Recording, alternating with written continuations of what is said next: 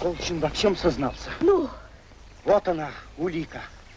Вот оно, последнее звено в цепи доказательств. О чем вы говорите, Глеб? Письмо Колчина Галине. А что он пишет? Я не читаю чужие письма. Чужие письма читать нехорошо. Конечно, нехорошо. А что же нам делать, а? Прочесть? Прочесть.